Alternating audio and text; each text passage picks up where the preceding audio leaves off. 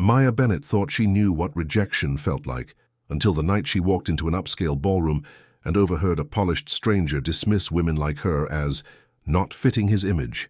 What he didn't know was that she was standing right behind him, about to become the most unforgettable presence in that room. Ethan Cole had spent his entire life curating the perfect image, dating the right women, saying the right things, until 5 careless words shattered everything he thought he wanted.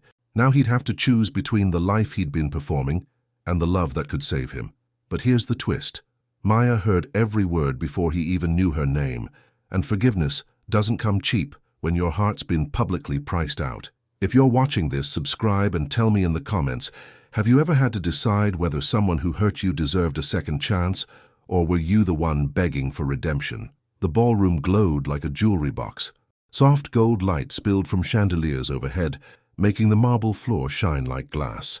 Round tables draped in cream linen dotted the space, each one topped with a small arrangement of white roses and eucalyptus. A jazz trio played something smooth and mellow in the corner, barely loud enough to hear over the hum of conversation. People stood in clusters, holding wine glasses, laughing politely. Everyone looked expensive. Tailored suits, cocktail dresses, perfect hair. Ethan Cole stepped through the tall double doors and paused. He scanned the room looking for his sister. He spotted her near the center, talking to a woman in a navy dress. Jenna saw him at the same moment and waved.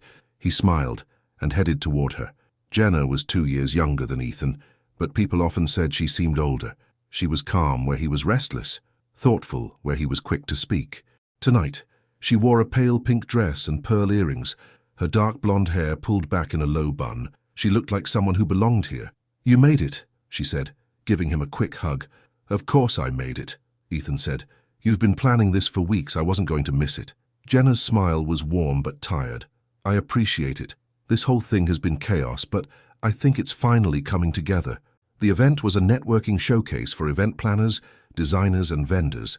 Jenna had co-organized it with a hotel events coordinator. She'd been stressed about it for a month. "It looks amazing," Ethan said, and he meant it. "Seriously, you killed it. Thanks." Jenna glanced around the room. "I just hope people actually connect with each other. That's the whole point." Someone called Jenna's name from across the room. She excused herself and disappeared into the crowd. Ethan grabbed a glass of sparkling water from a passing server and wandered toward the windows. The city lights spread out below, twinkling in the dark. "Ethan," he turned. Sloane stood a few feet away, holding a glass of white wine. She looked the way she always looked, polished, put together like she'd stepped out of a magazine. Sleek black dress, high heels, not a hair out of place. "Sloane," he said, "I didn't know you'd be here." "Mutual friends," she said, waving one hand vaguely. "How you know how it is?" Ethan nodded. He and Sloane had dated for almost a year, ending things 6 months ago. It had been mutual, mostly. They looked good together, but they didn't feel good together. She wanted someone ambitious and image-conscious. He wanted someone who made him feel real. Neither of them had found that in each other. "How have you been?" she asked. "Good. Busy. You?" "Same." She sipped her wine. "Still at the firm?" "Yeah, still there." The conversation felt stiff, like they were reading lines. They used to do this a lot, talk without saying anything. A man in a grey suit joined them, someone Sloane knew from work. Ethan half listened as they talked about some conference in Miami. His mind wandered. He glanced toward the entrance, wondering if Jenna needed help with anything. "Honestly," Sloane said, laughing lightly, "I don't know how people let themselves go like that. Presentation matters, you know." The man chuckled. Ethan felt himself nodding along, even though he wasn't fully paying attention. "Exactly," he said. "I mean, curvy women just don't fit my image." He said it casually, like he was commenting on the weather. He wasn't even sure why he said it. Maybe to sound clever, maybe to fit in. It was the kind of thing people said in circles like this. Careless, thoughtless, meant to sound confident. Sloane smirked. The man nodded. Ethan didn't think much of it. He assumed no one else was listening, but someone was. Behind him near the entrance, a woman had just walked in. She was late, slightly out of breath, adjusting the strap of her purse. She wore a fitted burgundy dress that hugged her curves, her natural hair styled in soft curls that framed her face. Gold earrings caught the light. She looked radiant, confident and warm, like she carried her own gravity. She paused just inside the doorway, scanning the room, and in that pause, she heard Ethan's voice. Curvy women just don't fit my image. Her face didn't change, but something in her eyes shifted. She filed the comment away, silent and sharp. Then she stepped forward into the light, and the room seemed to notice. Conversations dipped. A few heads turned. She didn't do anything dramatic. She just walked. But there was something about the way she moved, the way she held herself, that made people look twice. Ethan turned toward the entrance, drawn by the shift in energy. His eyes landed on her, and for a second he forgot how to breathe. She was stunning. Not in the way Sloane was stunning, polished and distant. This woman was warm, real, like sunlight breaking through clouds. He stared, caught off guard by his own reaction. Sloane noticed. "Who's that?" she asked, a hint of curiosity in her voice. "I don't know," Ethan said quietly. The woman walked toward the event coordinator's table near the side of the room. She smiled at someone, said something that made them laugh. Then she pulled out a small notebook and started flipping through it, clearly here to work. Jenna appeared beside Ethan, following his gaze. "That's Maya," she said. "She's helping with decor notes tonight. Really talented." "Maya," Ethan repeated, testing the name. "Yeah, why?" He shook his head. No reason, but he couldn't stop looking. Maya Bennett set her notebook on the table and exhaled slowly. She was still thinking about what she'd heard. Curvy women just don't fit my image. She didn't know who had said it, but she'd heard the voice. Smooth, confident, careless. The kind of voice that belonged to someone who'd never had to think twice about being enough. It stung, but it didn't surprise her. She'd heard versions of that line her whole life, sometimes from strangers, sometimes from men she'd gone on dates with. Once, memorably, from a guy she'd been seeing for 3 months right before he told her he wanted to keep things casual. She was used to it. That didn't mean it didn't hurt. She focused on her work, checking the notes the coordinator had left for her. The flowers on table 6 needed adjusting. The lighting near the stage was too harsh. Small things, but they mattered. She pulled her phone from her purse and sent a quick text to her mom. "Event's fine. People are still the same." Her mom, Paula, replied almost immediately. "You okay, baby?" Maya smiled despite herself. "Yeah, I'm good." She tucked her phone away and straightened her shoulders. She wasn't going to let one careless comment ruin her night. She'd come here to do a job, and she was going to do it well. Still, as she moved around the room, she couldn't help noticing the man near the windows. Tall, clean-cut, charming smile. He was talking to a blonde woman in a black dress, looking completely at ease. She wondered if he was the one who'd said it. Ethan couldn't stop glancing toward the decor table. Jenna noticed. She elbowed him lightly. "You're staring." "I'm not staring." "You are." He laughed, embarrassed. She has a presence, you know?" Jenna raised an eyebrow. "Go talk to her." "I don't want to interrupt." "She's not going anywhere. Go." Ethan hesitated, then set his glass down. He crossed the room slowly, trying to look casual. Maya was adjusting a floral arrangement, frowning slightly at the way the roses sat in the vase. "Hi," he said. She looked up, and for a second he forgot what he was going to say. Her eyes were dark and warm, but guarded. "Hi," she said politely. "I'm Ethan, Jenna's brother." "Maya," she offered a small smile. "Nice to meet you." "You look—" He paused, searching for the right word. "You're not what I was expecting here." The moment the words left his mouth, he knew they sounded wrong. Her expression didn't change, but something cooled in her eyes. "What were you expecting?" she asked, her voice still polite but edged with something sharper. He scrambled. "I just meant, you seem really talented. Jenna said you're helping with the decor." Maya set the vase down carefully. "I heard what you said earlier." Ethan's stomach dropped. "What?" "By the windows. About curvy women not fitting your image." She looked at him directly now, calm but unflinching. "I walked in right behind you." His face went hot. It's fine," she said, though her tone suggested it wasn't. "I've heard worse." "No, He stopped, swallowed. "I'm sorry. That was a stupid thing to say." "Yeah," she agreed. "It was." Before he could say anything else, Jenna appeared, reading the tension immediately. "Ethan, can I talk to you for a second?" She grabbed his arm and pulled him aside, away from Maya's table. "What did you do?" Jenna hissed. "I messed up," he said, running a hand through his hair. "I said something really stupid earlier, and she heard it." Jenna closed her eyes. "What did you say?" He told her. "Ethan, I know. You really messed up. I know." Jenna sighed. "She's a good person, and you can't say things like that." "I didn't mean it the way it sounded." "Then how did you mean it?" He didn't have an answer. Jenna shook her head. "You need to fix this, but not tonight. Give her space." Ethan glanced back toward Maya, but she'd already moved to another part of the room, her notebook in hand, her posture straight and professional. He felt like an idiot. Maya stepped into the hallway, needing a moment to breathe. The ballroom was beautiful, but it was starting to feel small. She leaned against the wall and pulled out her phone again. "People are still the same," she'd texted her mom earlier. She almost laughed at how true that was. She wasn't angry exactly. She was tired. Tired of being the exception. Tired of being the experiment. Tired of men who said things like, "You're not what I expected," and thought it was a compliment. She thought about leaving, but she'd told the coordinator she'd stay until the end, and she didn't break promises. So she straightened, smoothed her dress, and walked back into the ballroom. She wouldn't let one man sour her night. The event wound down slowly. People started filtering out, saying their goodbyes, exchanging business cards. Jenna found Maya near the entrance and pulled her aside. "I'm sorry about my brother," Jenna said. He's not usually like that." Maya smiled faintly. "It's okay." "It's not," Jenna said firmly.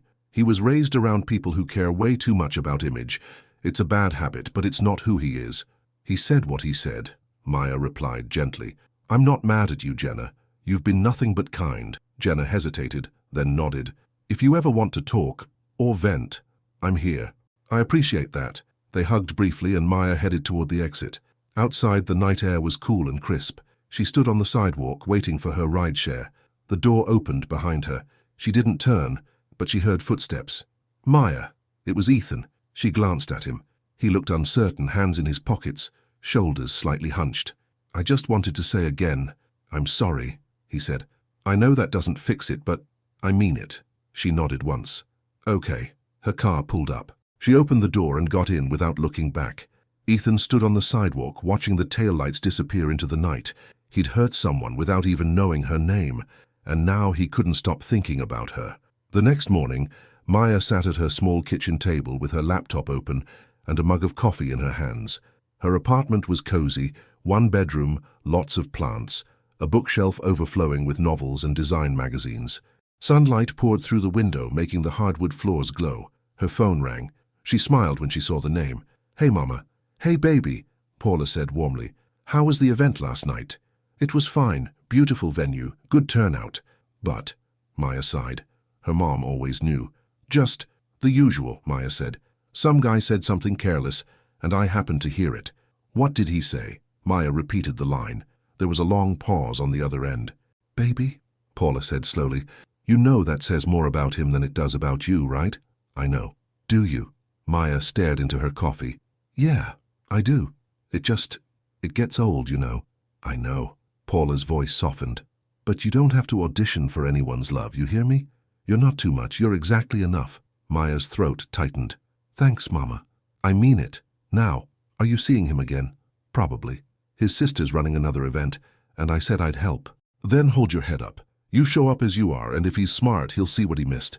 Maya smiled. "I will." After they hung up, she finished her coffee and opened her laptop. She had work to do, notes to organize. She wasn't going to waste energy on Ethan Cole, but a small part of her wondered if he'd be there next time. Jenna called Ethan that same morning. "I need you to help with the follow-up event," she said without preamble. "Hello to you too," Ethan replied, groggy. He'd barely slept. "I'm serious, it's smaller, more intimate, I need extra hands." "Okay, when?" "Thursday afternoon, and Maya's going to be there." Ethan sat up. "Jenna, you need to apologize properly," she said firmly. "Not a parking lot apology, a real one." He rubbed his face. "What if she doesn't want to hear it? Then you respect that. But you at least try." He thought about Maya's face last night. Calm, controlled, but hurt underneath. He thought about how she'd walked away without looking back. "Okay," he said, "I'll be there." "Good." "And Ethan?" "Yeah? Think before you talk this time." He laughed weakly. "I will." After the call ended, he sat on the edge of his bed, staring at the wall. He didn't know why Maya had gotten under his skin so quickly. Maybe it was the way she'd looked at him, not with anger, but with disappointment, like she'd expected better, and he'd confirmed her worst assumptions. He wanted to prove her wrong. He just didn't know how yet. 2 days later, on Thursday afternoon, Maya arrived at the hotel again. This time she wore jeans and a soft yellow sweater, her hair pulled back in a ponytail. She looked effortlessly lovely. She met the coordinator in the ballroom, which was being set up for the smaller showcase. Fewer tables, softer lighting, a more intimate feel. Ethan arrived 20 minutes later. He spotted Maya immediately. She was near the stage, reviewing something on her phone. Jenna found him first. "Be normal," she said. "Don't overthink it." "I'm overthinking it," he admitted. "Then stop." She gave him a light shove toward Maya. He walked over, heart pounding harder than it should have been. "Maya." She looked up. For a second, he thought she might walk away, but she didn't. "Ethan," she said evenly. "Can we talk?" She hesitated, then nodded. "Sure." They moved to a quieter corner of the room, away from the setup crew. Ethan took a breath. "I owe you a real apology," he said. "What I said the other night was ignorant. It was shallow, and it wasn't even true." Maya crossed her arms, waiting. "I was raised around people who judge everything by how it looks," he continued. "My parents, their friends, it's all about image, and I picked up bad habits. But that's not an excuse. I hurt you, and I'm sorry." She studied him for a long moment. "Do you know why it hurt?" "Because it was rude." "It wasn't just rude," she said quietly. "It was a reminder of every guy who thought I was too much, too big, too loud, too visible, like I needed to shrink to matter." Ethan's chest tightened. "I know you didn't mean it like that," she interrupted. "But that's what it felt like." He didn't know what to say, so he just nodded. "I'm sorry." She softened, just a little. "Okay. Okay. I believe you didn't mean to hurt me. But words stick, Ethan. You can't unsay them." "I know." They stood there for a moment, the air between them heavy but not hostile. "I should get back to work," Maya said finally. "Yeah, me too." She walked away, and Ethan watched her go, feeling like he'd taken one small step forward. It wasn't forgiveness, but it was something. Later that evening, Maya sat in her car in the parking lot, engine off, staring at the steering wheel. She'd heard Ethan's apology. She believed he meant it. But belief wasn't the same as trust. She scrolled through her phone and found a picture from the first event. Someone had tagged her in it. She was standing near the entrance, mid-laugh, looking radiant. She remembered that moment. She'd felt beautiful, confident. And then she'd heard his voice. She set her phone down and started the car. She had to decide whether to let this go or hold on to it. Whether to give him a chance or protect herself. She didn't have an answer yet. But she knew one thing. She wasn't going to shrink for anyone. Not anymore. That same evening, Ethan sat on his couch at home, phone in hand, staring at Jenna's contact.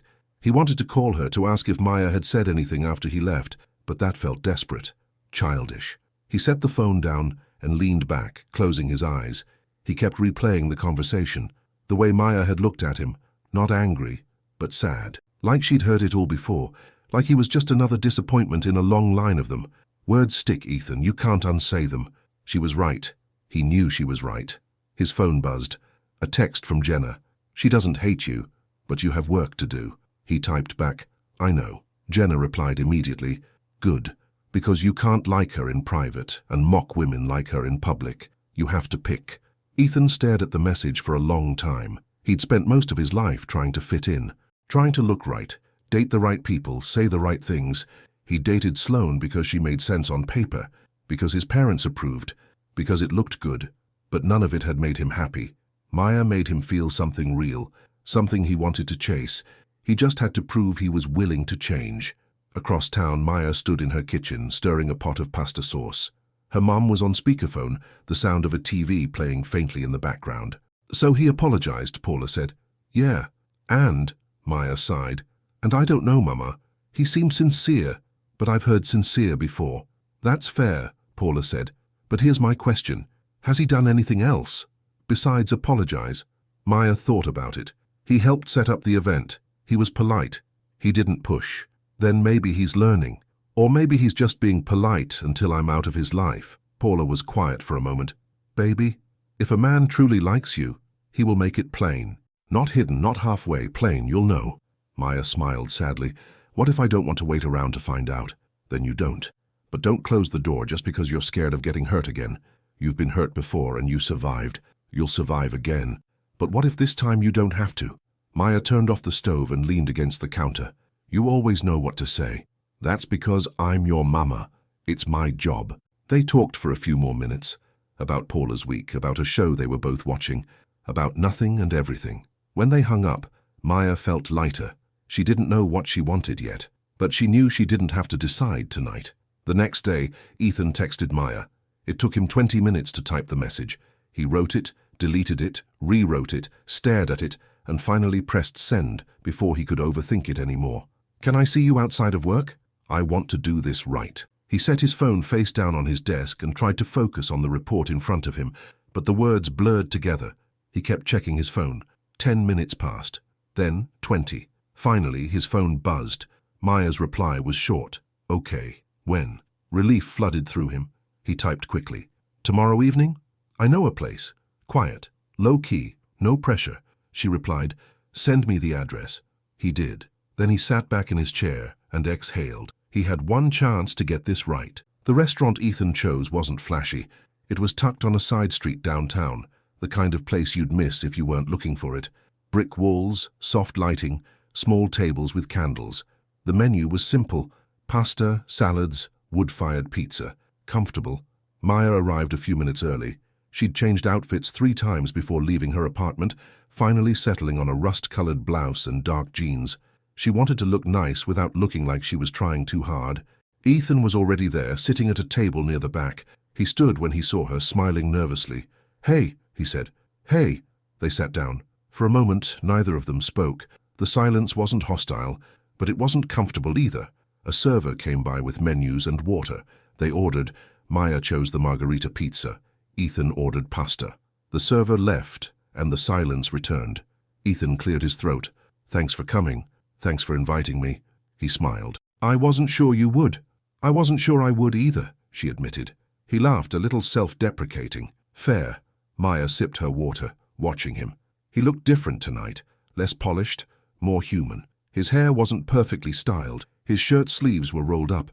He looked like someone trying, not someone performing. "So," Ethan said, "tell me something about you. Something I wouldn't guess." Maya raised an eyebrow. "Like what?" "I don't know. Anything. Favorite childhood memory. Worst habit. Hidden talent." She thought for a moment. "I wanted to be a ballerina when I was little." Ethan grinned. "Really? Really? My mum signed me up for classes when I was 6. I was terrible." She laughed at the memory. "I loved it, though. I didn't care that I couldn't do a pirouette without falling over. I just liked feeling graceful." "What happened?" "I got older. My body changed. The other girls started making comments." She shrugged. "I quit when I was 12. Ethan's smile faded. "That's awful." "It was a long time ago," Maya said, but the way she said it, casual, practiced, told him it still hurt. "For what it's worth," Ethan said quietly, "I bet you were beautiful." She looked at him, surprised. "You don't have to say that. I'm not saying it because I have to. I'm saying it because I mean it." The server returned with their food, breaking the moment. They ate in silence for a few minutes, the tension easing slightly. "What about you?" Maya asked. "Tell me something." Ethan set his fork down. "My parents used to compare me to other kids, a lot. Why can't you be more like so-and-so's son? That kind of thing. They didn't do it to be mean. They cared about how things looked. Success, status, image. That sounds exhausting." It was. He laughed without humor. "I spent most of my life trying to be what they wanted, dating who they approved of, working where they thought I should. And I was miserable. So why did you keep doing it?" He thought about that. "Because I didn't know how to stop, and because I thought if I looked successful, I'd feel successful. Spoiler, I didn't." Maya studied him. "So what changed?" "Nothing yet," he said honestly. "But I want it to." She didn't respond right away. She picked at her pizza, thinking. "That night," she said finally, "when I heard what you said, it wasn't just about me. It was about every woman who looks like me. Every woman who's been told she's too much." "I know. Do you?" She looked at him directly. "Because it's easy to say you're sorry. It's harder to actually change the way you see people." "You're right," Ethan said, "and I don't expect you to believe me just because I say it. I know I have to show you." "Then show me," Maya said. Her voice was soft but firm. "Don't tell me I'm beautiful and then act embarrassed to be seen with me. Don't say you've changed and then date someone like Sloane again in 6 months. I won't. You say that now. I mean it." He leaned forward slightly. "Maya, I'm not perfect. I've said and done stupid things. But I'm not that guy anymore. Or at least, I don't want to be." She searched his face, looking for cracks for insincerity. She didn't find any. "Okay," she said. "Okay, I'll give you a chance." She held up one finger. "One. Don't make me regret it." He smiled, relieved. I won't. They finished their meal and the conversation shifted to lighter things, favorite movies, bad TV shows, places they wanted to travel. By the time they left the restaurant, the heaviness between them had lifted. Outside, the night air was cool. Streetlights cast long shadows on the pavement. They walked slowly toward the parking lot, neither of them in a hurry. When they reached Maya's car, Ethan opened the door for her. It was a small gesture, but it landed. "Thank you for tonight," Maya said. "Thank you for saying yes." She got in the car and he closed the door gently. As she drove away, she glanced in the rearview mirror. He was still standing there, watching her leave. She smiled despite herself. Maybe he really was trying. The next afternoon, Maya and Ethan were back at the hotel, finalizing details for the follow-up showcase. The ballroom was quieter today, just a few staff members moving tables and adjusting lights. Jenna had assigned them to work together again, checking the seating flow and making sure the lighting matched the mood. Maya carried a box of table linens across the room. It was heavier than it looked, and she shifted her grip, trying not to drop it. "Here, let me," Ethan started to say, reaching for the box, but Maya had already taken another step. Her heel caught on the edge of a power cord taped to the floor. She stumbled, and the box went flying. She tried to catch herself, but her ankle twisted sharply. Pain shot up her leg and she gasped. "Maya!" Ethan dropped what he was holding and rushed over. He caught her before she hit the ground, steadying her with both hands. "Are you okay?" "I'm fine," she said quickly, but her face was tight with pain. "You're not fine. Sit down." "Ethan, Sit." His tone was firm, but not unkind. Maya let him guide her to a nearby chair. She sat, wincing as she lifted her foot off the ground. Her ankle was already starting to swell. "Stay here," Ethan said. "Don't move." He disappeared into the hallway. A minute later, he returned with a bag of ice wrapped in a clean kitchen towel. He knelt in front of her and gently placed the ice on her ankle. "How bad is it?" he asked. "It's just a twist," Maya said, though it hurt more than she wanted to admit. "I'll be fine. You need to rest it. I have work to do." "Maya." He looked up at her, his expression serious. "The work can wait." "You're hurt." She wanted to argue, but the concern in his eyes stopped her. He wasn't making a big deal of it for show. He genuinely cared. Jenna appeared, looking worried. "What happened?" "She twisted her ankle," Ethan said. "I've got ice on it, but she should probably get it checked." "I don't need a doctor," Maya protested. "It's not that bad." Jenna crouched beside her. "Can you put weight on it?" Maya tried. She stood carefully, but the moment she pressed down, pain flared sharp and hot. She sat back down quickly. "Yeah," Jenna said. "You're not working today, but—" "No buts, I'll handle the rest. You need to go home and rest." Maya sighed, frustrated with herself. "I'm sorry." "Don't apologize," Jenna said. "Accidents happen." Ethan stayed kneeling beside her, still holding the ice in place. "I'll drive you home." "You don't have to." "I know I don't have to," he said, "but I want to. Please." Maya hesitated, then nodded. "Okay." Ethan's car was clean and comfortable, a newer sedan with leather seats and the faint smell of pine air freshener. He helped Maya into the passenger seat, careful not to jostle her ankle, then went around to the driver's side. They drove in silence at first. Maya stared out the window, watching the city pass by. The afternoon sun filtered through the trees, casting dappled light on the sidewalks.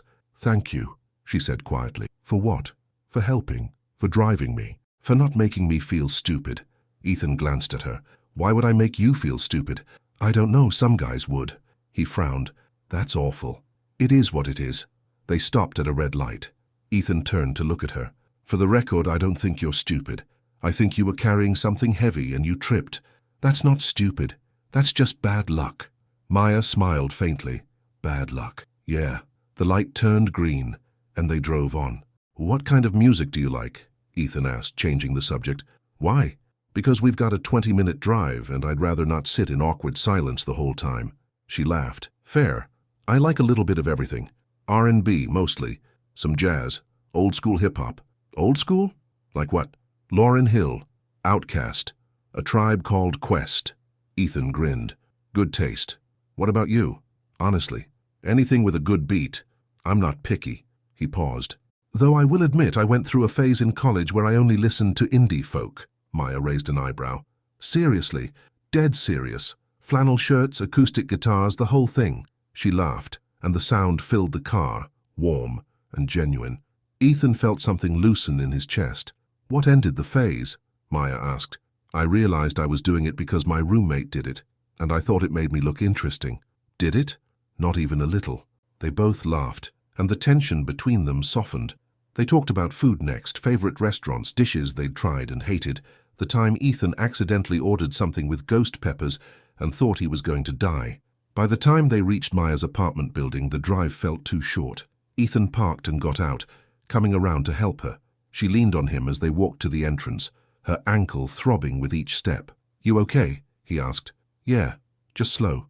When they reached her door, Maya fumbled with her keys. Ethan waited patiently, hands in his pockets. Thank you again, she said. Really, you didn't have to do all this. I wanted to, he said simply. She looked at him for a long moment, something shifting in her expression. You're not what I expected. Good or bad? Good, she admitted. Surprisingly good.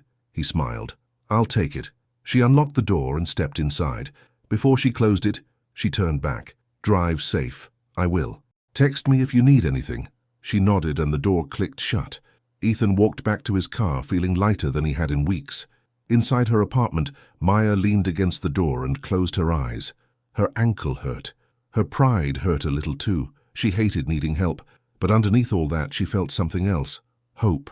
She limped to the couch and propped her foot up on a pillow, the ice bag still pressed against her ankle. She picked up her phone and stared at it for a moment. Then she typed, "Home safe. Thanks for everything." Ethan's reply came almost immediately. Anytime. She smiled and set the phone down. Maybe, just maybe, this could work. The next morning, Maya woke to the sound of her mom's voice. "Maya? Baby, you here?" She sat up, groggy. "In the living room, Mama." Paula appeared in the doorway, carrying a container of soup and a small bag of groceries. She took one look at Maya's elevated foot and frowned. "What happened?" "I twisted my ankle yesterday." "It's not a big deal." Paula set the soup on the coffee table and sat beside her.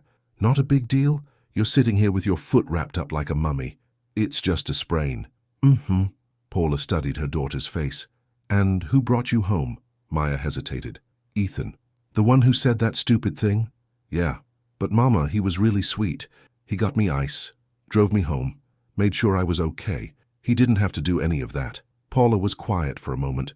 Then she said, "If a man is trying to grow, don't punish him for noticing he was wrong." Maya blinked. "What?" "You heard me. I'm not saying forgive him just because he apologized.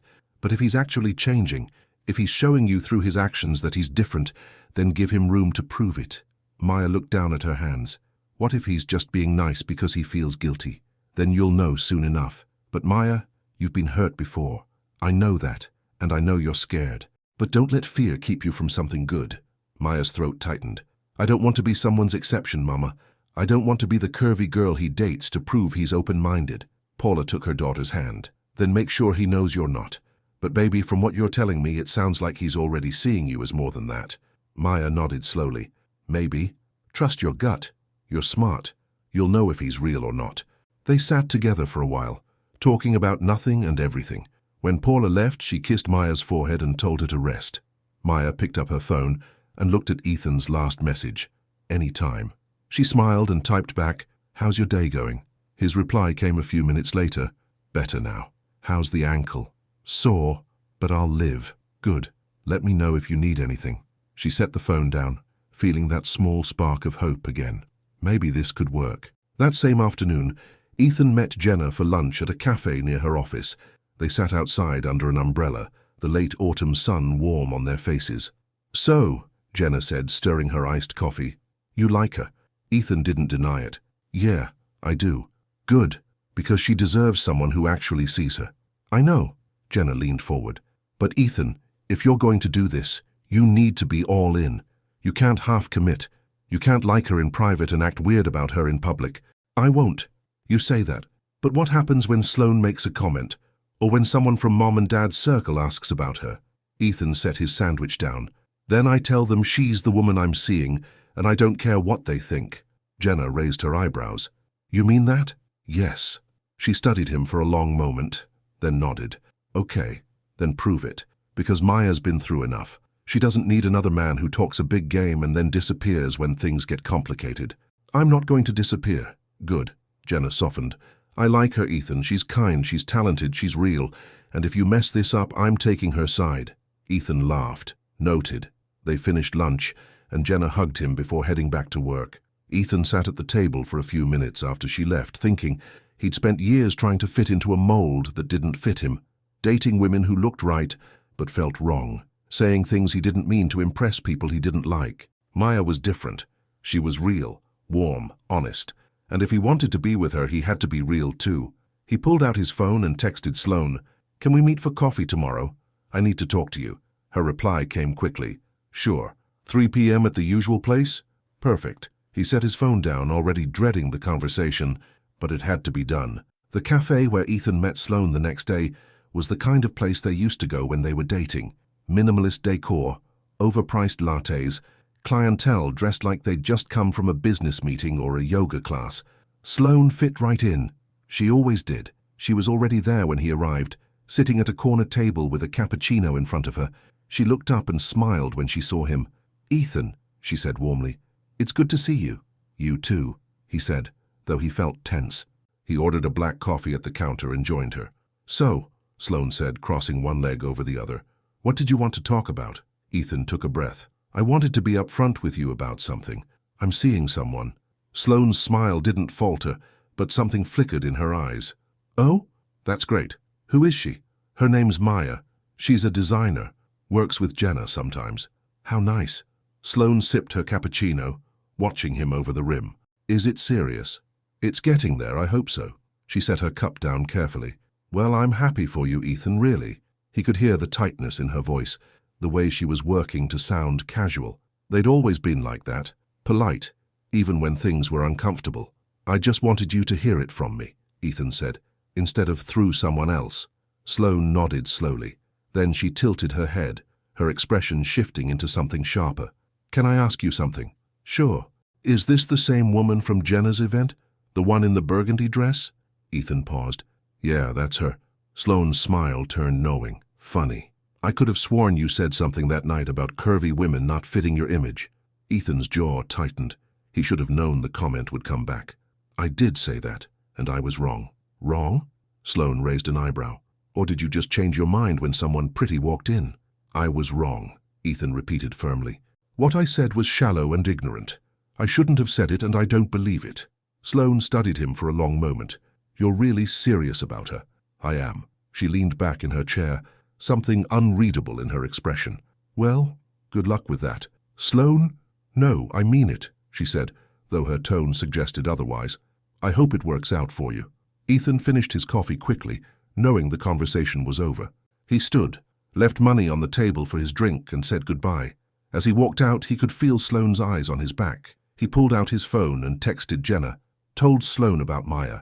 Her reply came immediately. "How did it go?" "About as well as I expected," meaning, "She knows I said that stupid thing at the event, and now she knows I'm seeing Maya." There was a pause. Then, "Great, so now it's out there." Ethan sighed. "Yeah, now it's out there." He drove home, trying not to think about what Sloane might say to other people, trying not to think about how quickly gossip spread in their circles. All he could do was move forward, and hope Maya would give him the chance to prove he meant what he said. That evening, Ethan stopped by Maya's apartment with takeout. He'd texted earlier to ask if she needed anything, and she'd said she was tired of eating soup. So he'd picked up Thai food, pad Thai, spring rolls, and mango sticky rice. When Maya opened the door, she was wearing sweatpants and an oversized t-shirt, her hair pulled into a messy bun. She looked comfortable, real, beautiful. "You didn't have to do this," she said, but she was smiling. "I wanted to." He held up the bag. "Plus, I'm pretty sure you can't cook on that ankle." Fair point. She let him in, and he was struck by how warm her apartment felt. Plants on the windowsill, photos on the walls, a soft throw blanket draped over the couch. It felt like a home, not just a place to live. They sat on the couch and ate straight from the containers, balancing them on their laps. "This is so good," Maya said around a mouthful of pad Thai. "I needed this."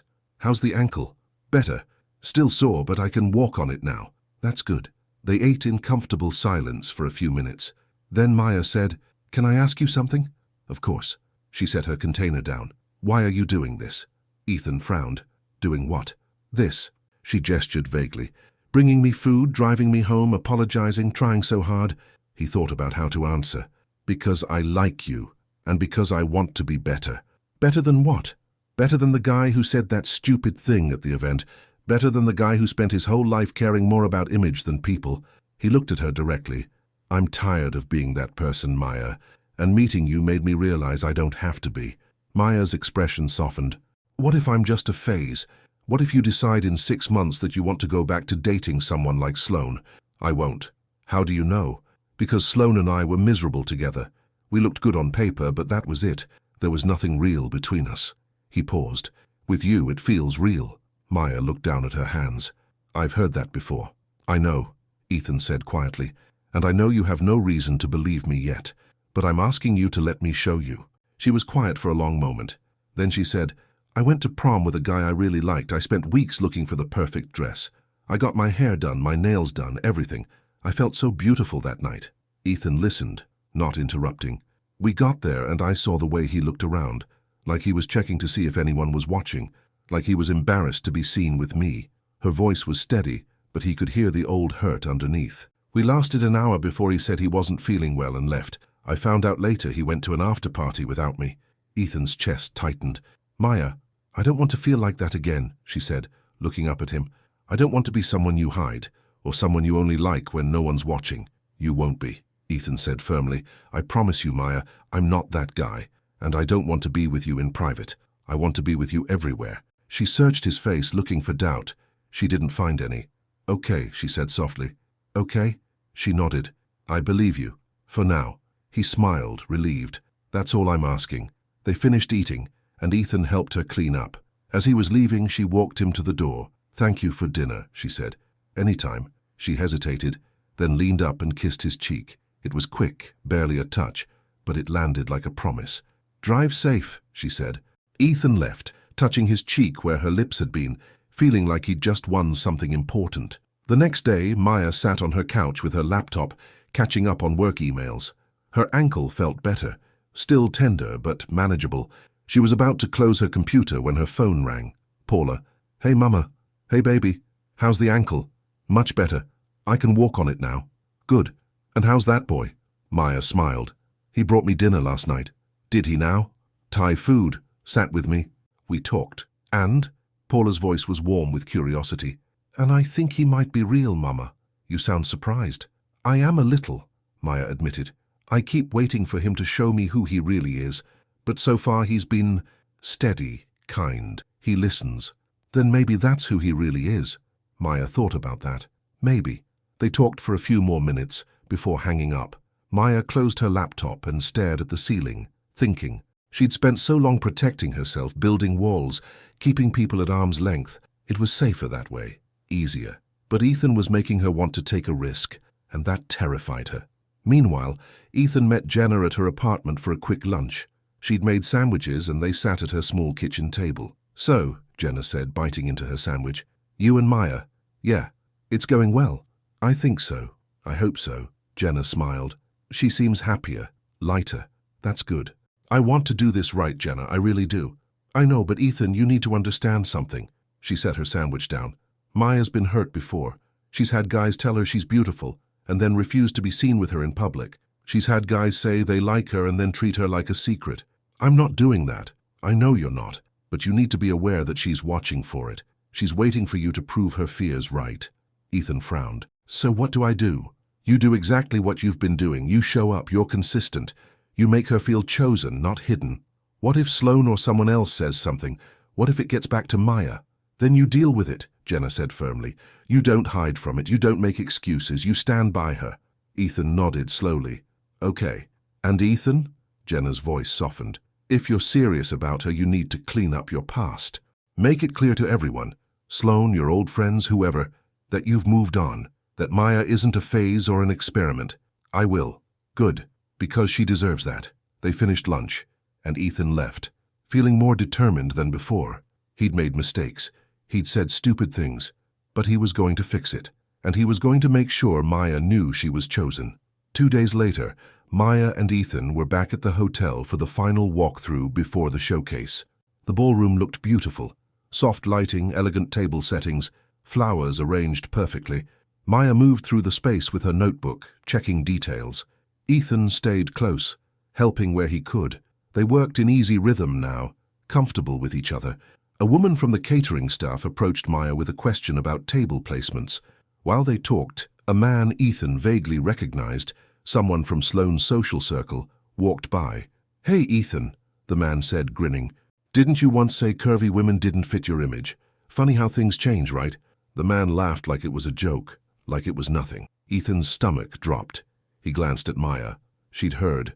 Her face didn't change, but he saw the way her shoulders tensed, the way she looked down at her notebook, suddenly focused on something that didn't need her attention. The man walked away, oblivious. Ethan stepped closer to Maya. "Maya, it's fine," she said quickly. "It's not fine." "Ethan, it's fine. I know you said it. You already apologized. But you're hearing it again from someone else like it's recent." She looked up at him, and he saw the hurt in her eyes, carefully hidden but still there. "Are you still saying it?" "What?" "No. Maya, no, that was from the first night.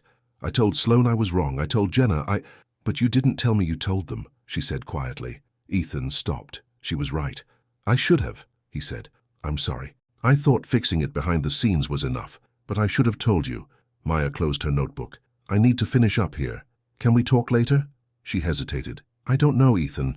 I need to think." She walked away before he could respond. Ethan stood there, feeling like the ground had shifted under his feet. He'd thought he was doing everything right, but he'd missed something crucial. He'd been fixing things in the background, but Maya needed to see it. She needed to know he was changing, not just hear him say it. That night, Maya sat in her apartment staring at her phone. Ethan had texted, "Can we talk? Please." She hadn't replied yet. She felt foolish. She'd let herself hope, let herself believe he was different. And then she'd heard that comment again, casual and careless, and it brought everything rushing back. "Curvy women don't fit my image." She knew he'd said it before they met. She knew he'd apologized. But hearing it repeated, like it was still relevant, like people still associated him with that comment, it stung. Her phone rang.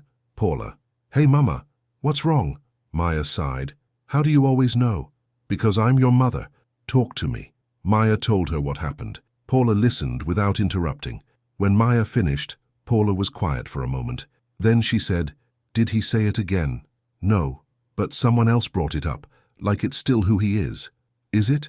"I don't know." "Maya, baby, listen to me. You heard him on his worst day. Have you listened to him on his best?" Maya thought about the past week. The way Ethan had helped her when she twisted her ankle, the way he'd brought her dinner, the way he'd looked at her, not with embarrassment but with warmth. "He's been good," she admitted, "really good."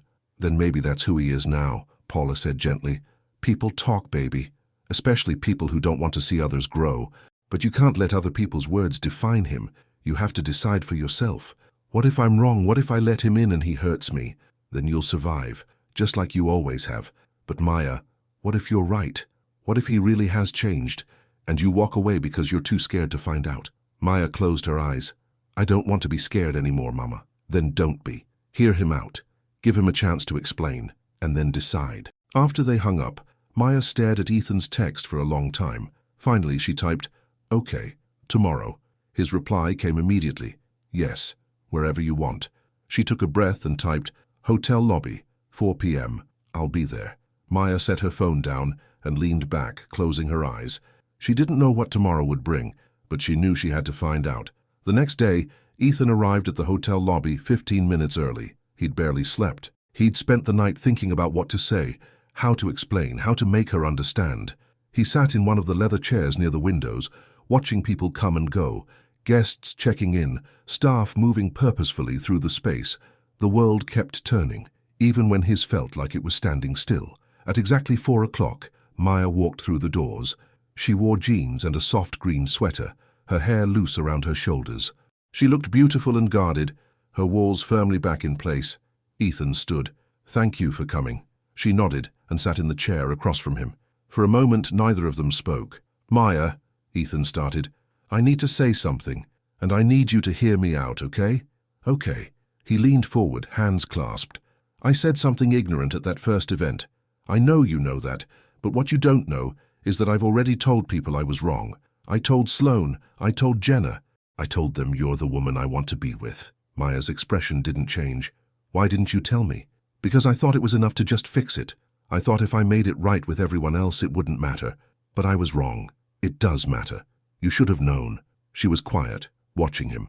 "That comment that guy made yesterday," Ethan continued, "it was about the old me, the guy I was before I met you. I can't take back what I said, but I can tell you who I am now." "And who are you now?" Maya asked softly. "I'm someone who's trying to unlearn a lifetime of shallow standards," he said.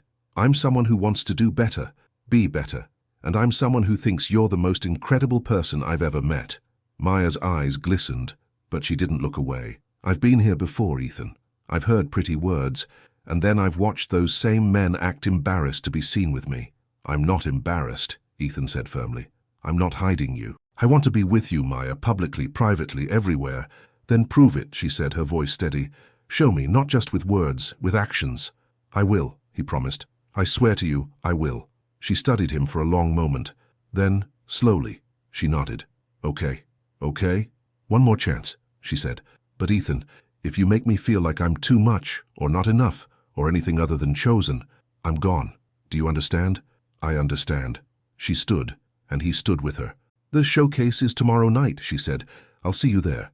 "Maya," she turned back, and the vulnerability in her eyes nearly broke him. "Don't make me regret this," she said quietly. "I won't."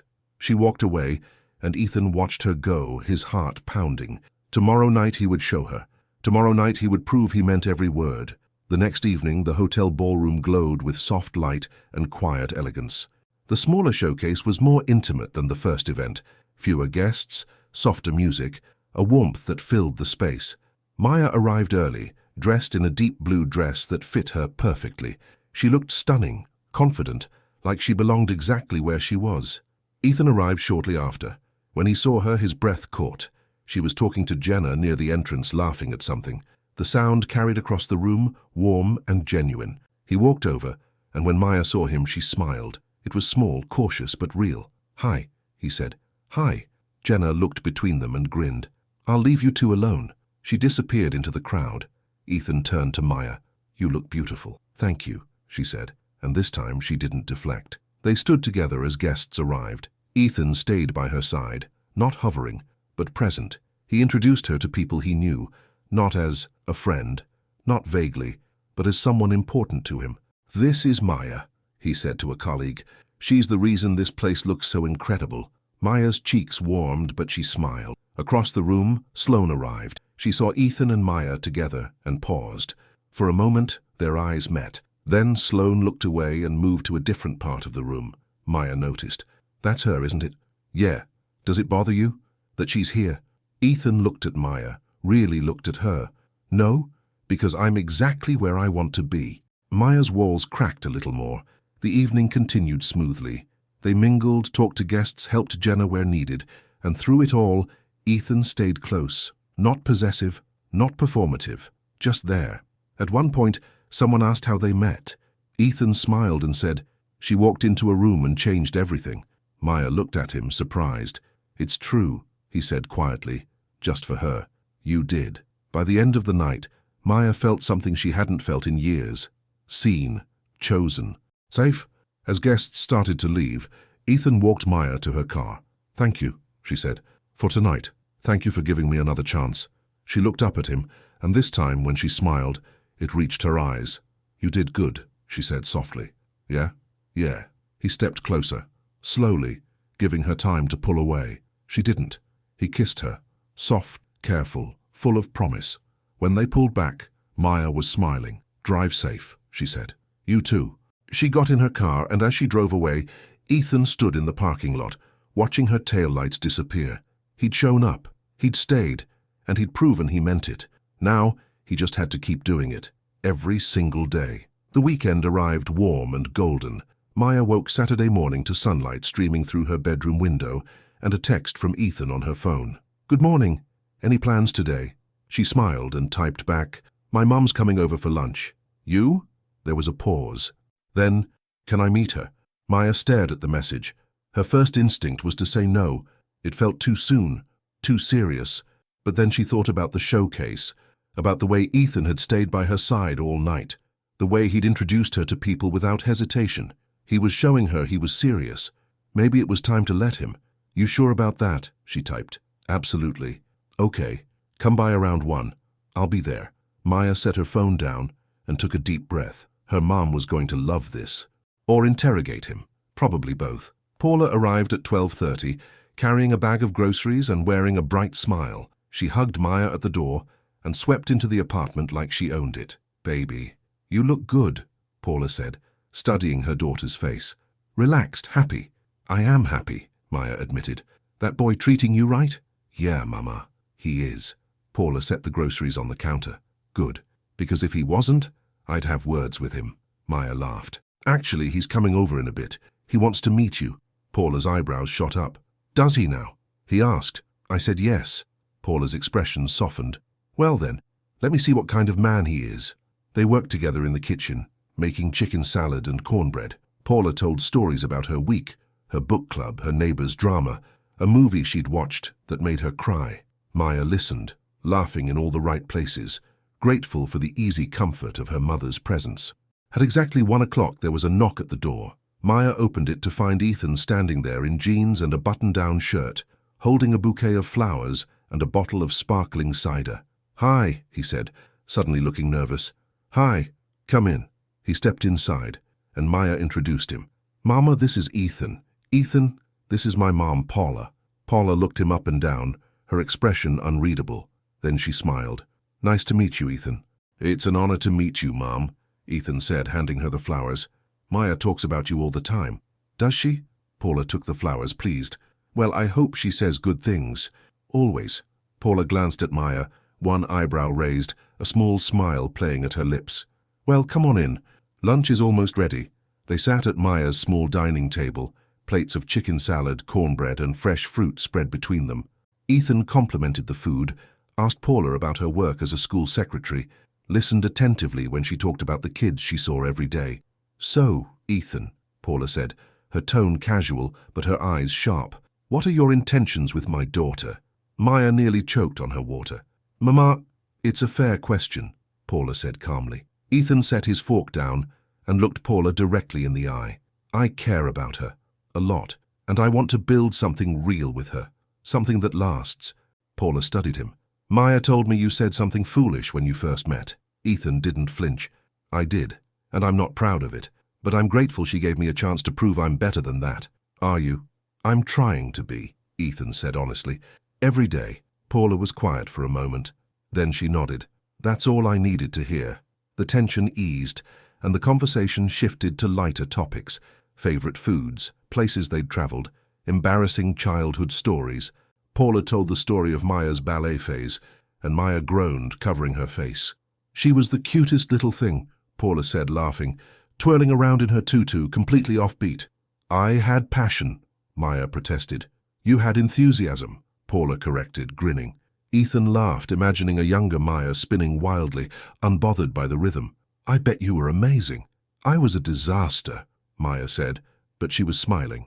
After lunch, Ethan insisted on helping clean up. He washed dishes while Maya dried and Paula put away leftovers. It felt natural, easy, like they'd done this 100 times before. Before Paula left, she pulled Maya aside in the hallway. He's good, baby, she said quietly. He's respectful. He listens. And he looks at you like you hung the moon. Maya felt tears prick her eyes. You think so? I know so. Paula cupped her daughter's face. Don't be afraid to let him in. I'm trying, Mama. I know you are. Paula hugged her, then said goodbye to Ethan with a warm smile. After she left, Maya closed the door and leaned against it. So, Ethan said, hands in his pockets. Did I pass? Maya laughed. You passed. Good, because I was terrified. You didn't seem terrified. I'm an excellent actor. She crossed the room and wrapped her arms around him. He held her, surprised but pleased, his chin resting on the top of her head. Thank you for today, she said softly. Thank you for letting me be here. They stood like that for a while, just holding each other. A few days later, Jenna invited them both to brunch at a cafe downtown. It was a casual spot, popular with the weekend crowd. They sat outside under an umbrella, the autumn sun warm on their skin. Jenna looked between them and grinned. You two look happy. We are, Maya said, smiling. Good. You deserve it. Jenna turned to Ethan. Both of you. They ordered. Pancakes, omelets, coffee. The conversation flowed easily, comfortable and light. At one point, Jenna teased Ethan about the first event. "Remember when you said that ridiculous thing about curvy women?" she said, shaking her head. "I wanted to smack you," Ethan groaned. "Can we please never talk about that again?" "No," Jenna said cheerfully, "because it's a good reminder of how much of an idiot you were." Maya laughed, and Ethan looked at her, surprised. "You're laughing?" "It's funny now," she said, in a painful, cringy kind of way. Ethan shook his head, but he was smiling. "I was such an idiot." "You were," Maya agreed, "but you got better." Jenna raised her coffee cup. To growth. They clinked their cups together, and the moment felt light and hopeful. A woman walking by slowed as she passed their table. It was someone Ethan vaguely recognized, a friend of Sloane's.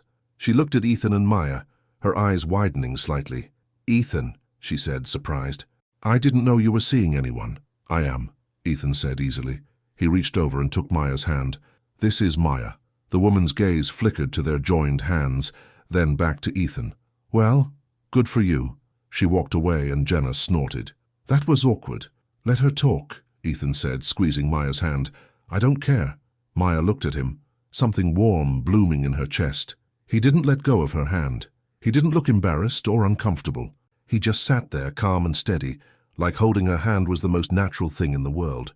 "You really don't care, do you?" she said softly. "Not even a little." She smiled, and for the first time in a long time, she felt completely, utterly at peace. That evening they went for a drive. Ethan picked Maya up, and they headed out of the city, windows down, music playing softly. They didn't have a destination. They just drove, talking about everything and nothing. "Can I ask you something?" Maya said after a while. "Always." "Why did you date Sloane? If you felt like you had to perform all the time, why stay?" Ethan thought about it. "Because I thought that's what I was supposed to want. Someone who looked right, who fit into the life my parents expected. I thought if I could make it work with her, I'd finally feel like I belonged." "Did you?" "No. I just felt more alone." He glanced at her. "With you, it's different. I don't feel like I have to be anyone but myself." Maya's throat tightened. "I feel the same way." They drove in comfortable silence for a while, the city lights fading behind them, the road stretching out ahead. Eventually, Ethan pulled off onto a scenic overlook. They got out of the car and stood at the railing, looking out over the valley below. Stars dotted the sky, bright and endless. "I used to come here when I was younger," Ethan said, "when things felt too heavy. It's quiet out here." "It's beautiful," Maya said. He turned to her. "Maya, I know I messed up when we first met, and I know you've been hurt before, but I need you to know something." She looked at him, waiting. "You're not my exception," he said. "You're my preference. You're what I want. Not because you're proving something, not because I'm trying to be different, just because you're you." Tears welled in Maya's eyes.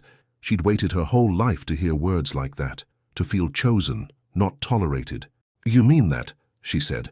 Not a question, but a realization. "I do." She stepped closer and kissed him, and this time there was no hesitation, no holding back. It was a kiss that said, "I trust you. I believe you.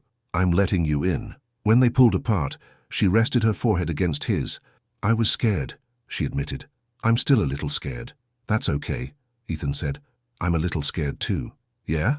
"Yeah, because I don't want to mess this up." "Then don't." He laughed softly. "I'll do my best." They stood there for a while, wrapped in each other, the world quiet around them.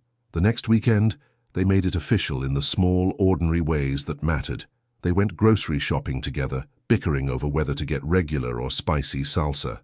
They watched a movie at her apartment, falling asleep on the couch halfway through. They texted each other silly things during the day. Memes, photos of their coffee, complaints about work. It wasn't dramatic or cinematic. It was just real, and that made it perfect. One afternoon, Maya invited Ethan over while she worked on a design project. He sat on her couch with his laptop, answering emails, while she spread fabric swatches and sketches across the coffee table. "What do you think?" she asked, holding up 2 different shades of cream. "Warmer or cooler?" Ethan squinted. "They look the same. They're completely different." "If you say so." She threw a pillow at him and he laughed. "Okay, okay. The warmer one. It feels cozier." She tilted her head, considering. "Actually, yeah, you're right. I'm always right. Don't push it." He grinned and went back to his laptop. Maya watched him for a moment, comfortable in her space, not trying to take over, just there. It felt right. Later that evening, they cooked dinner together. Ethan chopped vegetables while Maya seasoned chicken, and they moved around her small kitchen like a well-practiced team. "When did you learn to cook?" Maya asked. "College?" It was either learn or live on ramen forever. Smart choice. I thought so. They ate at her dining table, candles flickering between them. It wasn't fancy, but it was theirs. "I could get used to this," Maya said. "Me too." After dinner, Ethan pulled out his phone. "Can I take a picture?" Maya looked up, surprised. "Of what?" "You, us." He hesitated. Unless that's weird. She thought about all the men who'd wanted her in private, but never in photos. Who'd been embarrassed to have evidence they were together. Ethan wasn't like that. "Okay," she said. He came around to her side of the table and held the phone out. She leaned into him, smiling. He took the picture, then showed it to her. They looked happy, natural, real. "Can I post it?" he asked. Her heart swelled. "Yeah, you can." He posted it to his social media with a simple caption, "Best Saturday." Within minutes, comments started appearing. Friends congratulating him, asking who she was. Jenna commented a string of heart emojis, and then a comment from Sloane, "She's lovely, happy for you." Maya saw it and glanced at Ethan. "That's big of her." "Yeah," Ethan said. "It is." He didn't seem concerned about what anyone thought. He just smiled at Maya and pulled her into his arms. "I told you," he said. "I'm not hiding you." "I know," she whispered. "I believe you." A month passed. Then 2. They fell into a rhythm. Date nights, lazy Sundays, quick coffee meetups between obligations. They met each other's friends. Ethan started attending events with Maya where she was working, not because he had to, but because he wanted to support her. Paula came over for dinner once a week, and Ethan was always invited. He and Paula developed their own rapport, teasing, affectionate, easy. One evening after Paula left, Maya turned to Ethan. "She loves you, you know." "I love her too," Ethan said.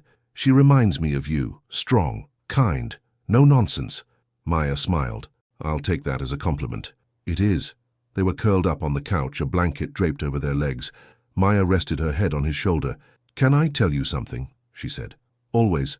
I'm happy, really, truly happy, and I haven't felt like this in a long time." Ethan kissed the top of her head.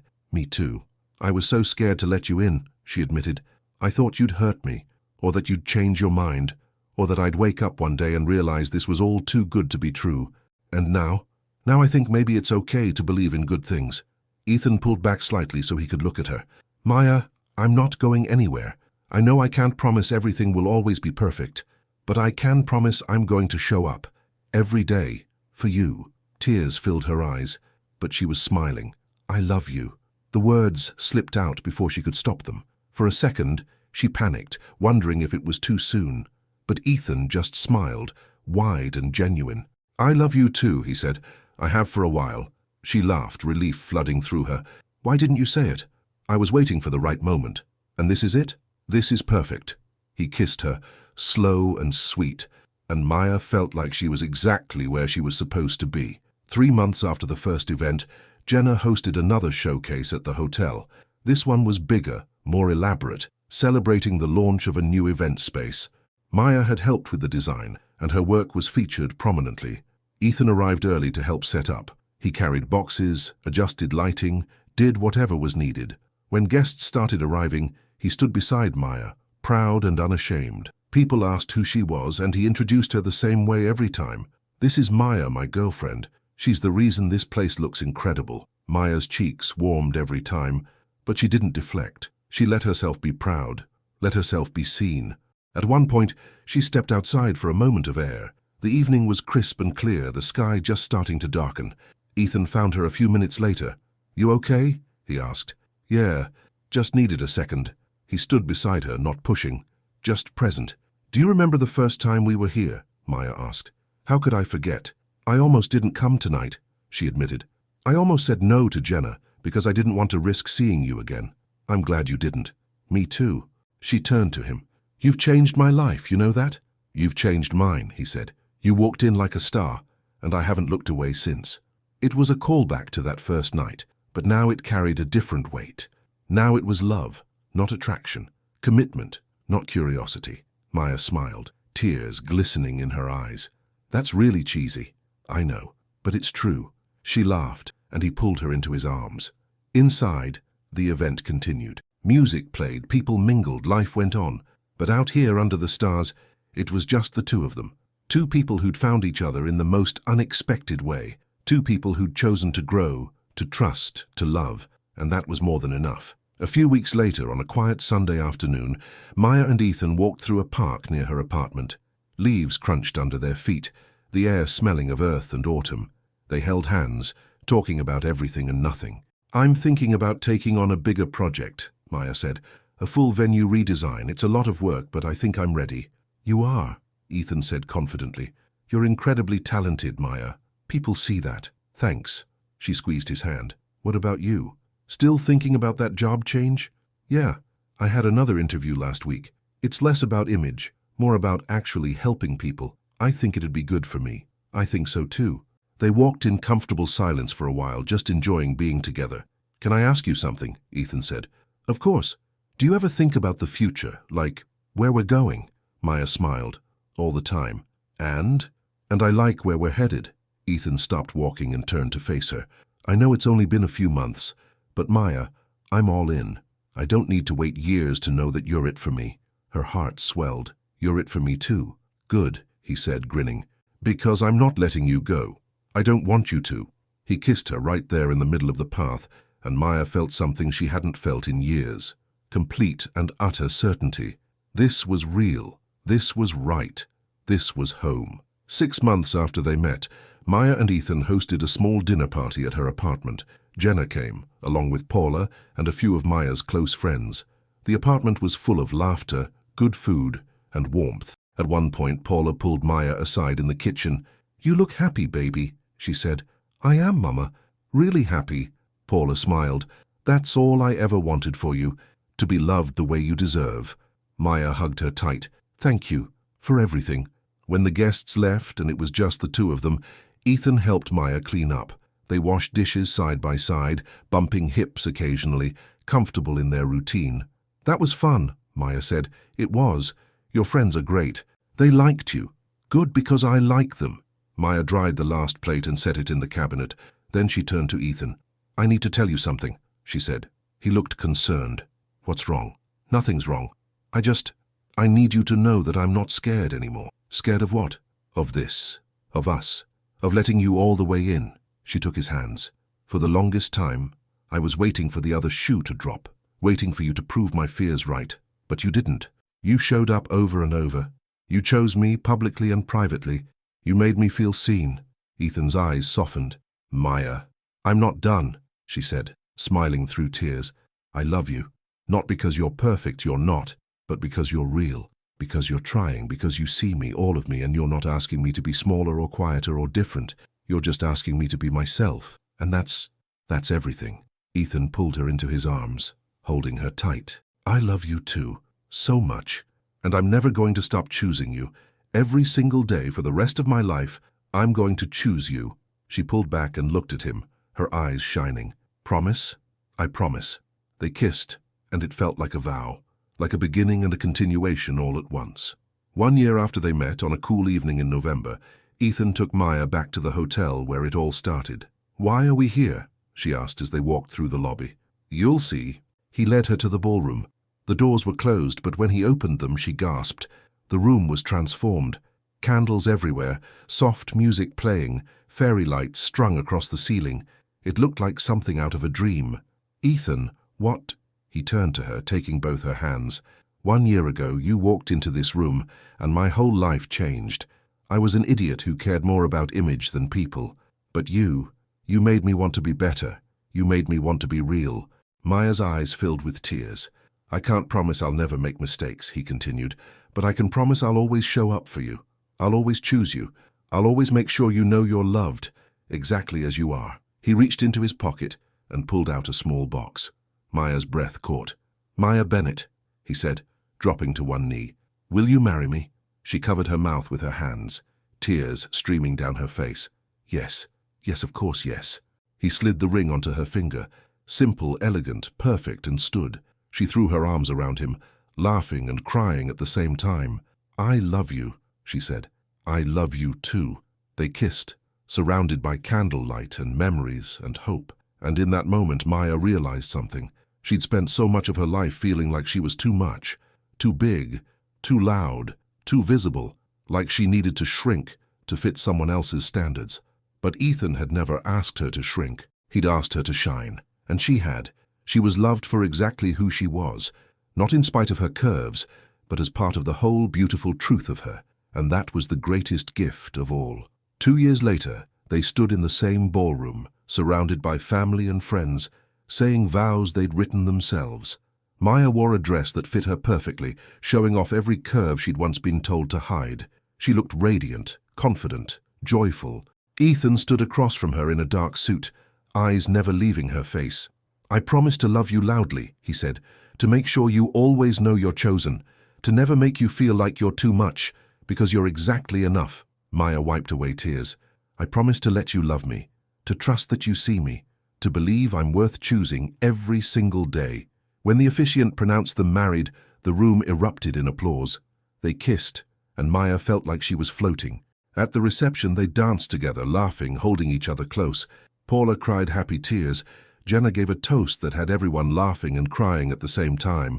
And when Ethan pulled Maya close and whispered, "You walked in like a star, and you're still shining," she knew, without a doubt, that she was exactly where she was meant to be. She was loved, she was seen, she was home, and she had never been happier. The end.